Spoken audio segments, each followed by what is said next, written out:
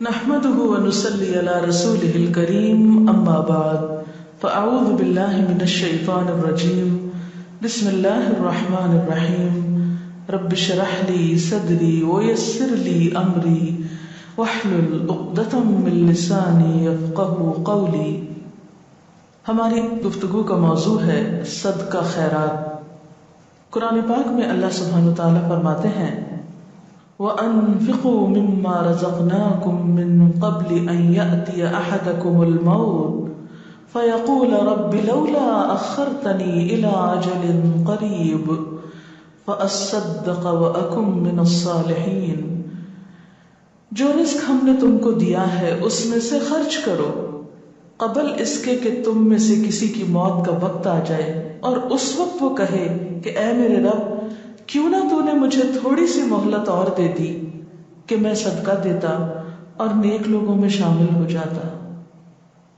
تو گویا ہم سب کو اپنی موت سے پہلے پہلے، اس دنیا سے جانے سے پہلے پہلے، جو کچھ بھی ہمارے پاس ہے اس میں سے کچھ نہ کچھ دوسروں کو بھی اس کا حصے دار بنانا چاہیے، ضرورت مندوں پہ خرچ کرنا چاہیے، اپنی نعمتوں میں دوسروں کو شریک کر لینا چاہیے۔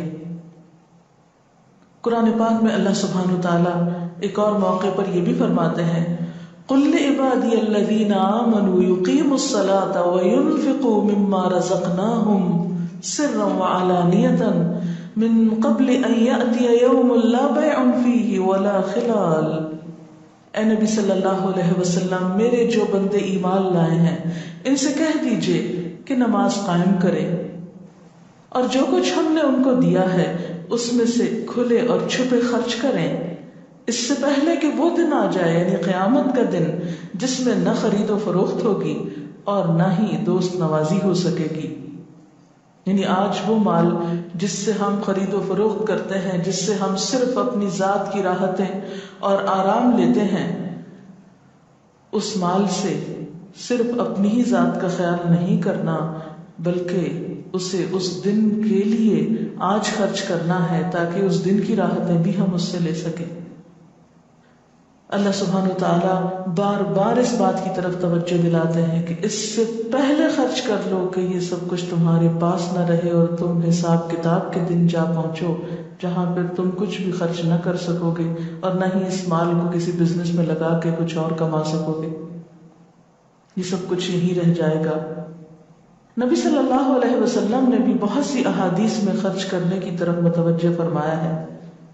آپ نے فرمایا یا ابن آدم انفق علیک، حدیث قدسی ہے، اے ابن آدم تو خرچ کر، میں تجھ پر خرچ کروں گا، یعنی اللہ تعالیٰ نے فرمایا، نبی صلی اللہ علیہ وسلم نے روایت کیا کہ جب انسان دوسروں پر خرچ کرتا ہے تو اللہ سبحانہ وتعالی اس بندے کو مزید عطا کرتا ہے۔ اسی لیے ایک حدیث سے پتہ چلتا ہے کہ صدقہ کرنے سے مال کبھی کم نہیں ہوتا، دوسروں کو دینے سے کمی نہیں ہوتی۔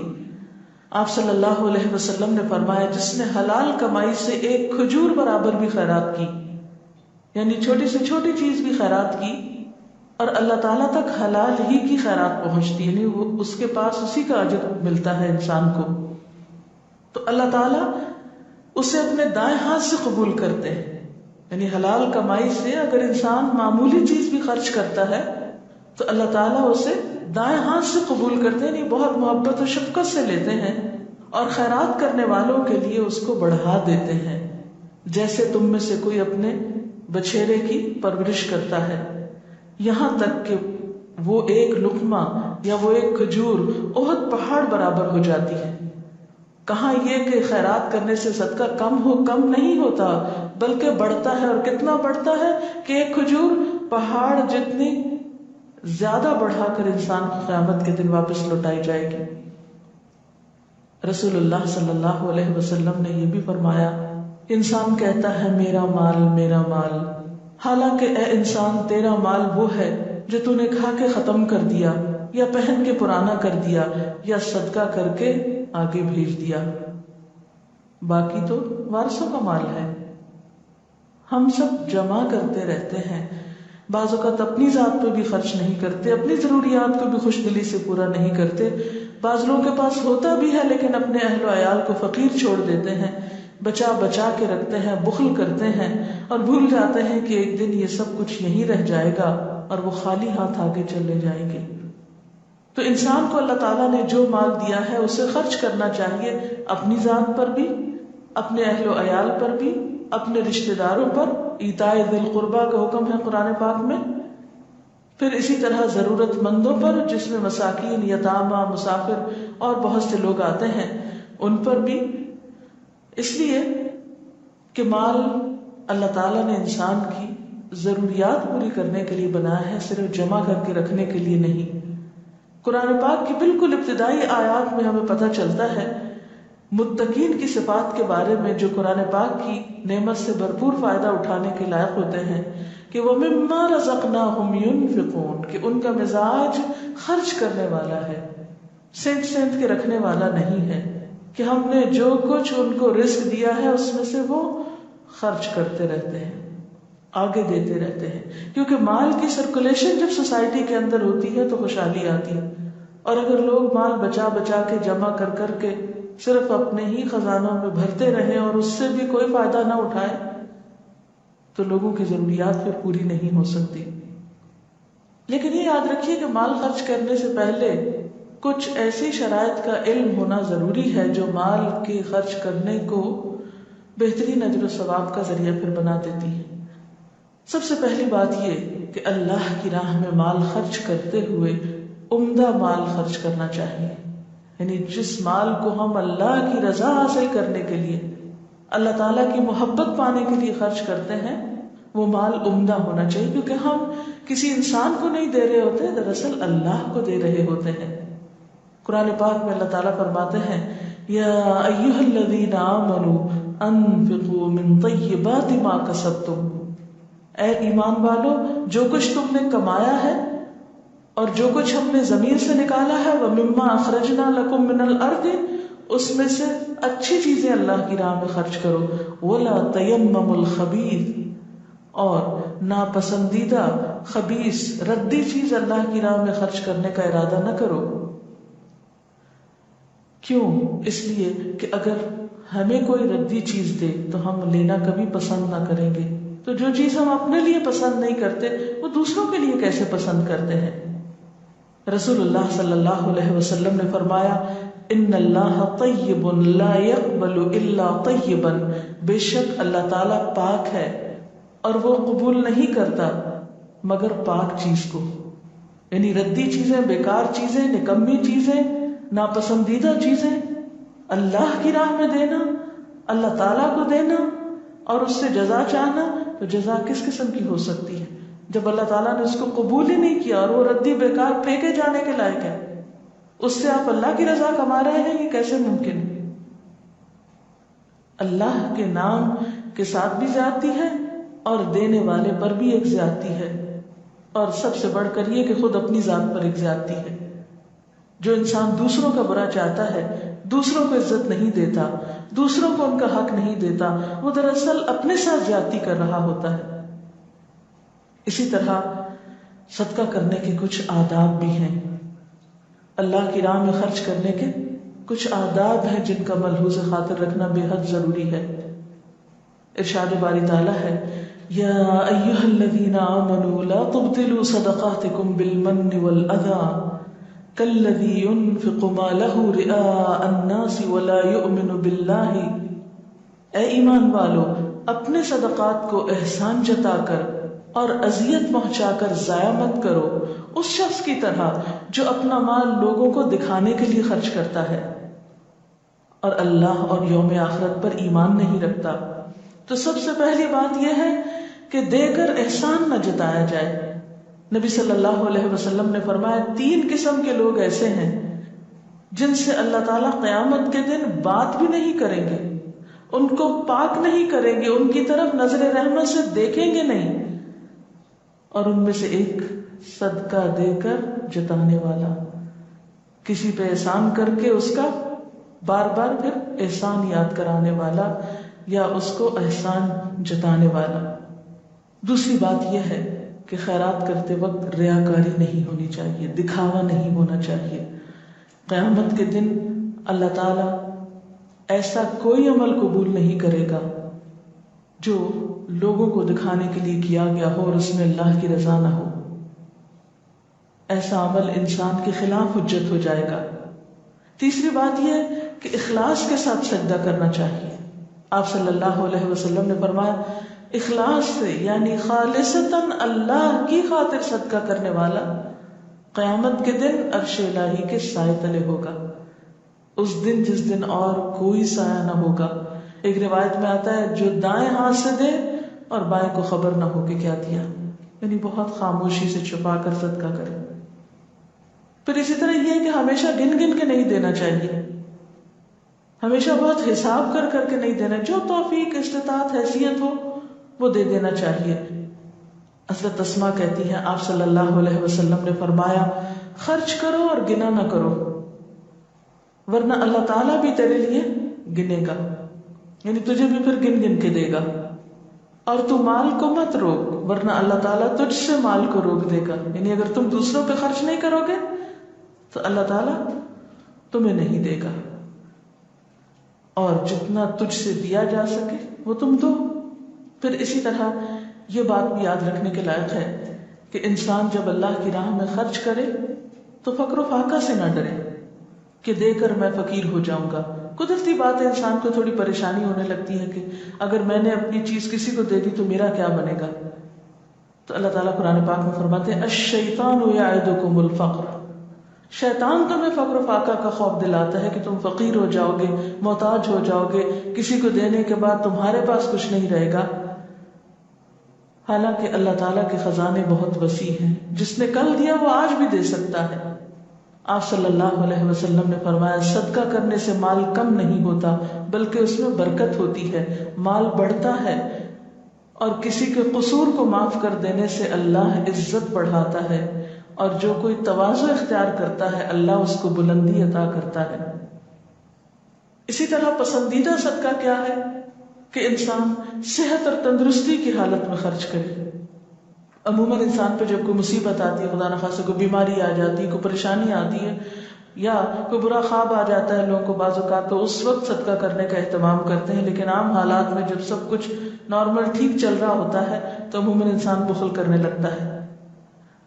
ایسے میں تو پھر مجبوراً صدقہ کرنا ہوتا ہے نا. جب کوئی پریشانی آ جائے اس مصیبت کو ہٹانے کے لیے ایک طریقے کے طور پر ایک بندہ مومن صرف مخصوص اوقات میں صدقہ نہیں کرتا بلکہ ہر حال میں صدقہ کرتا رہتا ہے، اچھے حال ہو یا برے حال ہو، خوشحالی ہو یا تنگ دستی ہو. ایک آدمی نے ایک دفعہ آپ صلی اللہ علیہ وسلم سے سوال کیا کہ کون سا صدقہ افضل ہے؟ تو آپ نے فرمایا جو صدقہ تو تندرستی کی حالت میں دے جبکہ تو حرص رکھتا ہے، فقر و فاقہ سے ڈرتا ہے اور دولت کی طمع رکھتا ہے. لہذا صدقہ کرنے میں جلدی کرو، یہ نہ ہو کہ جان لبوں پہ آ جائے اور تم کہنے لگو کہ اتنا فلاں کو دے دو، اتنا فلاں کو دے دو، حالانکہ اس وقت مال اس کا نہیں بلکہ اس کے وارثوں کا ہو چکا. یعنی مرتے وقت تو انسان کا مال مختلف لوگ لے جائیں گے، اب وہ کہے یا نہ کہے اب اس کو تو فائدہ نہیں ہے اس سے. آپ صلی اللہ علیہ وسلم نے یہ بھی فرمایا آدمی کا اپنی زندگی میں 1 درہم خرچ کرنا موت کے وقت 100 درہم خرچ کرنے سے زیادہ بہتر. یعنی جب انسان کے اوپر موت کا خوف ہو کہ اب تو میں مر ہی جاؤں گا تو جلدی جلدی صدقہ کر لو، تو اس وقت 100 کرنے کا بھی ثواب اتنا نہیں جتنا عام حالات میں اچھے دنوں میں 1 درہم خرچ کرنے کا ہے. اب یہ ہے کہ صدقے کے فوائد جہاں سوسائٹی کو پہنچتے ہیں وہاں سب سے زیادہ خود ہماری اپنی ذات کو پہنچتے ہیں.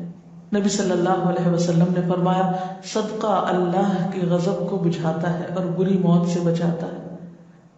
آپ نے یہ بھی فرمایا صدقہ کرنے میں جلدی کرو کیونکہ بلائیں صدقے سے آگے نہیں بڑھ سکتی. یعنی بجائے اس کے کوئی مصیبت آ جائے تو صدقہ کیا جائے، اس سے پہلے ہی صدقہ کیا جائے، کیونکہ صدقہ کرنے سے کیا ہوتا ہے مصیبتیں اس سے آگے نہیں بڑھ سکتی.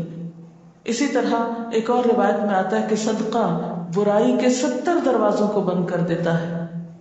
آپ صلی اللہ علیہ وسلم نے یہ بھی فرمایا کہ جو کسی مسلمان کو کپڑا پہنائے گا تو جب تک اس کے بدن پر ایک دھجی بھی رہے گی تب تک یہ پہنانے والا اللہ کی حفاظت میں رہے گا.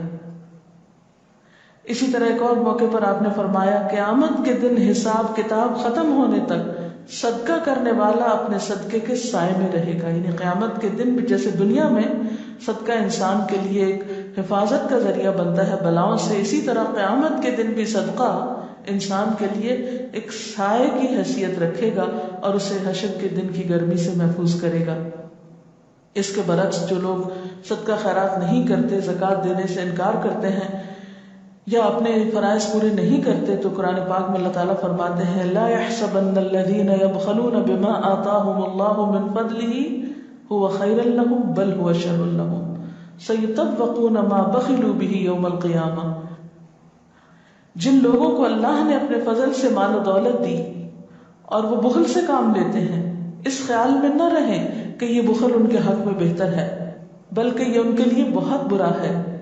اس بخل سے جو کچھ وہ جمع کر رہے ہیں اسے قیامت کے دن طوق بنا کر ان کے گلے میں ڈال دیا جائے گا، یعنی یہ ان کے لیے باعث وبال ہوگا. حضرت ابو ہریرہ کہتے ہیں کہ رسول اللہ صلی اللہ علیہ وسلم نے فرمایا جس کو اللہ نے مال دیا اور اس نے اس کی زکوٰۃ ادا نہ کی تو قیامت کے دن اس کا مال گنجے سانپ کی شکل میں، جس کی آنکھوں پہ 2 نقطے ہوں گے، اس کے گلے کا طوق بن جائے گا، یعنی گلے میں لپٹ جائے گا. پھر اس کی دونوں باچھیں پکڑ کر ان کو ڈسے گا اور کہے گا کہ میں تیرا مال ہوں، میں تیرا مال ہوں. یعنی مال سانپ کی شکل میں انسان کے لیے عذاب کا ذریعہ بنے گا. اور اس کے بعد آپ صلی اللہ علیہ وسلم نے یہی آیت تلاوت فرمائی. آپ صلی اللہ علیہ وسلم نے یہ بھی فرمایا کہ زکوٰۃ ادا نہ کرنے والے لوگوں کو اللہ تعالیٰ قحط سالی میں مبتلا کر دیتا ہے، یعنی بارشوں کا سلسلہ بند ہو جاتا ہے.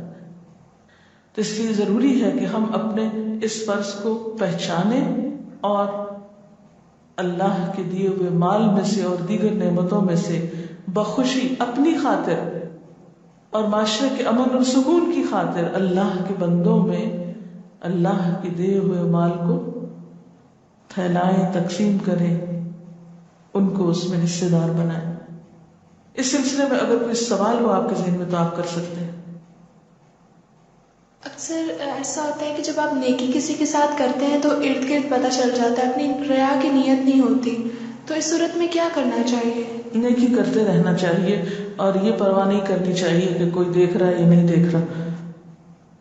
اس سے مراد یہ ہے کہ آپ اپنے بچوں کے لیے جمع نہ کریں اور جو کچھ ہے وہ آپ دے دیں، مطلب کسی وقت بھی اگر آگے کے حساب سے آپ نے رکھا ہوا ہو تو وہ آپ نکال دیں صدقے کے طور پہ. اور نہیں، یہ صدقہ کرنے سے مراد یہ نہیں ہے کہ آپ اپنے پاس کچھ بھی نہ چھوڑیں. اس سے مراد یہ ہے کہ آپ اپنی ذات پر خرچ کریں، اپنے بال بچوں پہ خرچ کریں، اپنے رشتہ داروں، جیسے شروع میں بھی بات ہوئی تھی، اور مال میں سے جو اللہ کا حق ہے، یعنی خاص طور پر زکوٰۃ جو ہے اس کو آپ نکالیں. اور پھر دوسری روایت سے ہمیں یہ بھی پتہ چلتا ہے کہ مال میں زکوٰۃ کے علاوہ بھی حق ہے. قرآن پاک میں آتا ہے یسألونک ماذا ینفقون، لوگ آپ سے پوچھتے ہیں کیا خرچ کریں، قل العفو، کہہ دیجیے جو ضرورت سے زائد ہو. تو اپنی ضروریات کو سامنے رکھتے ہوئے آج کے لیے اور کل کے لیے، اس کے بعد جو زیادہ ضرورت مال ہے اس میں سے آپ جتنا ممکن ہو، جو توفیق ہو، وہ زکوٰۃ کے علاوہ نکالتے رہیں. اور اگر پس انداز کرنے کی ایسی ممانعت ہوتی تو اسلام میں قانون وراثت نہ ہوتا. یعنی اس کا مطلب یہ کہ مال جمع تو ہوگا لیکن اس میں سے زکوٰۃ نکالی جائے گی، حقداروں کا حق نکالا جائے گا، صرف جمع ہی نہیں کیا جاتا رہے گا یا بخل سے کام نہیں لیا جائے گا. کچھ لوگ ایسے ہوتے ہیں جن میں انا پرستی بھی ہوتی ہے اور وہ یہ نہیں چاہتے کہ ہم ان سے لیں، مگر وہ ہوتے بھی ہیں حقدار مگر لیتے نہیں ہیں. تو ان کو بھی ہم کس طریقے سے صدقہ دیں؟ ٹھیک ہے، وہ بھلے ہمارے اپنے ہوں، رشتے دار ہوں. یہ تھوڑا اس کو ذرا وضاحت فرمائیے. اس میں آپ دیکھیے کہ صاحب مال لوگوں پر ذمہ داری عائد ہوتی ہے کہ وہ اس بات پر بھی نظر رکھیں کہ ان کے آس پاس دائیں بائیں ضرورت مند کون ہے. تو جس چیز کی ضرورت آپ محسوس کریں وہ چیز آپ نکالیں، یا جو آپ کے پاس زیادہ ہو وہ آپ ضرورت مند ڈھونڈ کر وہاں تک پہنچائیں. بعض لوگوں کو کھانے کی ضرورت ہوتی ہے، بعض لوگوں کو لباس کی ضرورت ہوتی ہے، بعض لوگ تعلیم حاصل کرنے میں بہت تنگی کا شکار ہوتے ہیں. تو یہ ڈپینڈ کرتا ہے کہ آپ کے علم میں، اطلاع میں کون کس چیز کا ضرورت مند ہے. اور جہاں تک آپ نے انا کی بات کی، یہ بات درست ہے، لیکن بہت حد تک ڈپینڈ کرتا ہے کہ دینے والا دوسرے کی انا کو محفوظ کرتے ہوئے یا بچاتے ہوئے یا اسے ہرٹ کرتے ہوئے کس طرح اس کو دیتا ہے. تو انشاءاللہ جب دینے کا انداز خوبصورت ہوگا، چھپا کر دیا جائے گا، دوسروں کے سامنے اس کو ذلیل نہیں کیا جائے گا، تو وہ بھی سکون کے ساتھ اس کو قبول کر سکے گا. ڈاکٹر صاحبہ، ہمارے ہاں صدقے کا جو معنی و مفہوم ہے وہ بہت محدود ہے. یعنی صرف لوگ یہ سمجھتے ہیں کہ آپ نے پیسے دے دیے یا کسی کی مدد کر دی تو وہی صدقہ اور خیرات ہے. تو آپ قرآن و سنت کی روشنی میں اس کے معنی و مفہوم پہ مزید روشنی ڈالنا چاہیں گے؟ ایسا ہے کہ صدقہ صرف مال کا نہیں ہوتا. نبی صلی اللہ علیہ وسلم نے ہر نیکی کو صدقہ کہا. کل معروف صدقہ، ہر نیکی کا کام صدقہ ہے. کوئی بھی احسان یا کوئی بھی خیر خواہی اور بھلائی جو آپ کسی کے ساتھ کرتے ہیں، خواہ اچھا مشورہ دے کر، خواہ اس کو دعا دے کر، خواہ اس کو ایک اچھی بات کر کے اس کا دل خوش کرتے ہیں، یہ سب چیزیں بھی صدقہ ہے. آپ کسی کو علم سکھاتے ہیں، جہالت سے نکالتے ہیں، اندھیروں سے نکالتے ہیں، یہ صدقہ ہے. آپ کسی کو کھلے دل سے ملتے ہیں، مسکراہٹ کے ساتھ اس کا استقبال کرتے ہیں، یہ بھی صدقہ ہے.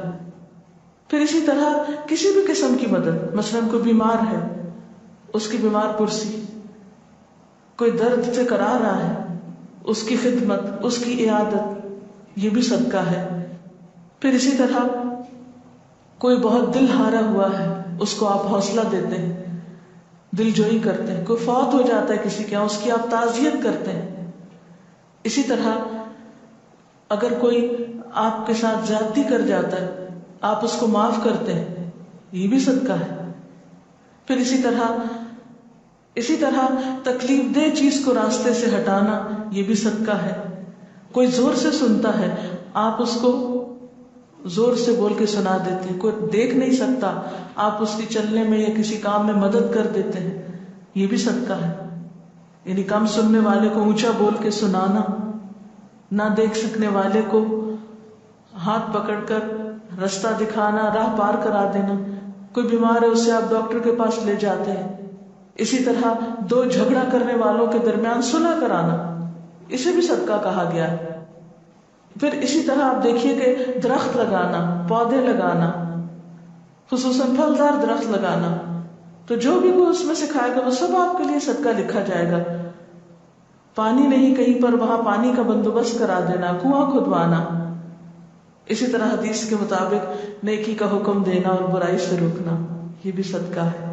ہمارے دین میں صدقے کا کانسیپٹ بہت وسیع ہے، اور ہر شخص خواہ وہ مال رکھتا ہو یا نہ رکھتا ہو، کسی نہ کسی شکل میں صدقہ کر سکتا ہے. اور ہم میں سے ہر ایک کو نیکی کے کاموں کا حریص ہونا چاہیے اور ایک دوسرے سے آگے نکلنے کی کوشش کرنی چاہیے. اللہ تعالی ہمیں اس کی توفیق عطا فرمائے. وآخر دعوانا ان الحمد للہ رب العالمین. سبحانک اللہم وبحمدک، نشہد ان لا الہ الا انت، نستغفرک ونتوب